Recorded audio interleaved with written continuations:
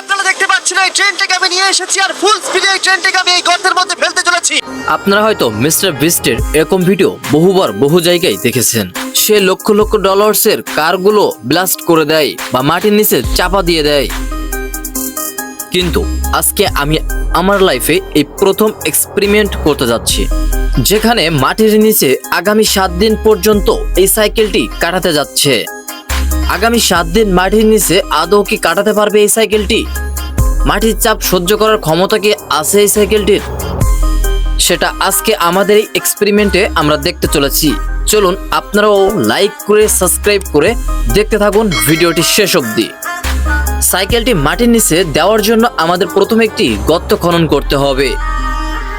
তবে তার জন্য আমাদের কর্মীরা গর্ত খননের কাজ শুরু করেছে।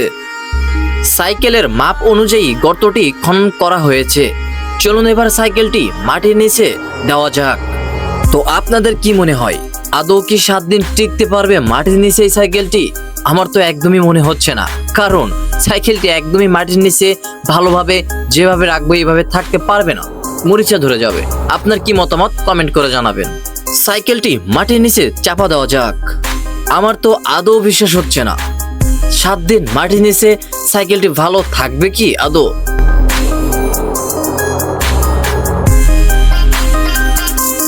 তবে দেখা যাক আগামী 7 দিন কি হয়। আপনার কি মনে হয়, পারবে আগামী 7 দিন কাটাতে মাটির নিচে এই সাইকেলটি? কমেন্ট করে জানাবেন। আমাদের কর্মীরা সম্পূর্ণ কাজ সম্পূর্ণ করেছে। এখন আমাদের একটাই কাজ, এই সাইকেলটি নিয়ে মাটির নিচে চাপা দিতে হবে। আমাদের গর্তের কাজ সম্পূর্ণ হয়ে গেছে। এখন আমরা সাইকেলটি মাটির নিচে দেওয়ার জন্য প্রস্তুত করব। চলুন সবাই মিলে, আমাদের কর্মী যারা আছে সবাই কিন্তু সাইকেলটি মাটির নিচে দেওয়ার জন্য প্রস্তুত। চলুন এবার সবাই মিলে সাইকেলটি মাটির নিচে চাপা দেওয়ার জন্য লেগে পড়ি। সবাই মাটির নিচে সাইকেলটি চাপা দিয়ে দাও। সাইকেলটি মাটির নিচে অলরেডি এভাবে আমরা সবাই মিলে চাপা দিয়ে দিয়েছি। আমাদের এখন অপেক্ষার পালা। দীর্ঘ আগামী 7 দিন কাটাতে পারবে কিনা সাইকেলটি আমরা জানি না।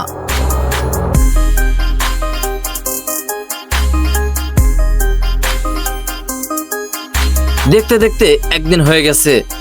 আমি নিজেও জানি না সাইকেলটি কেমন আছে মাটির নিচে। আমার হাতে এখনো 6 দিন সময় বাকি আছে। গত 2 দিন হয়ে গেল, আমার হাতে এখনো 5 দিন সময় আছে। জানি না মাটির নিচে আদৌ সাইকেলটি ভালো থাকবে কিনা। গত 4 দিন কেটে গেল, আমরা কিছুই জানি না কি হচ্ছে মাটির নিচে। আজ 5 দিন আমার টিম বলছে সাইকেল কি মরিচা ধরে গেছে, কিন্তু আমরা তো জানি না কি অবস্থায় আছে সাইকেলটি। ইতিমধ্যে বৃষ্টিও হয়েছিল। দেখতে দেখতে 7 দিন কেটে গেল। আজ সাইকেলটি ওঠানোর পালা। দেখা যাক সাইকেলটি আদৌ কি হয়েছে, কি কোনো পরিবর্তন হয়েছে কিনা, চালু হবে কিনা, সাইকেলটি নতুন করে চালানো সম্ভব কিনা। আপনার কি মতামত সাইকেলটি তোলার আগে আপনারা এই ভিডিওতে কমেন্ট করে জানাবেন। দেখা যাক সাইকেলটি খনন করা যায়।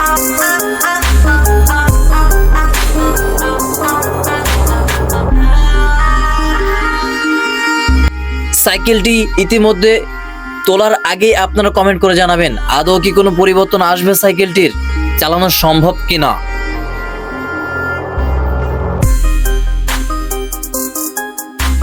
ইতিমধ্যে সাইকেলটি তোলা হয়েছে।